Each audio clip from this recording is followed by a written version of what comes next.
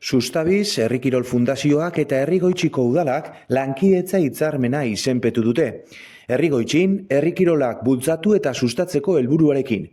Akordioa, Frank Zubiaga, Herrigoitziko alkateak eta Sustabiz Fundazioko Joseba Etxebarria, Sustabizeko zuzendariak izenpetu dute. Sustabiz Fundazioan izenean eskerrak emon Herrigoitiko udelari eta Franeri. Izin be hasikera batetik euri ondo hartuterren eta proiektuen sinistuterren.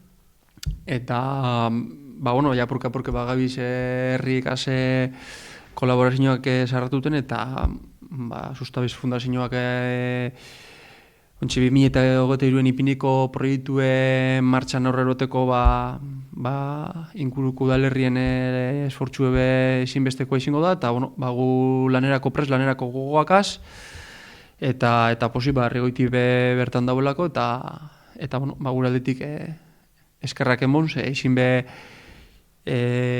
asko baloretan gabiz barri egiten da horien alegin eta esfortzue proiektu honetan sartxeako, azkenan eitxan dugu interesante izin badala, baina gero herri bakotxa esfortzu handi egiten dauela, eta hori gure aldetik baloretakoa da, eta lanean segitako prest.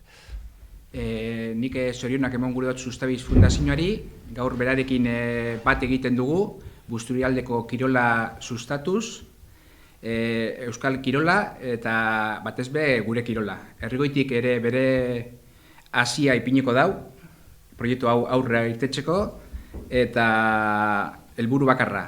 Gure herriko neskamutilek herri kirolak egitera gonbidatzea, arkasotzaileak, trontxa, eskolaritza, eskupilota, arrauna eta batez ere kirola egitea.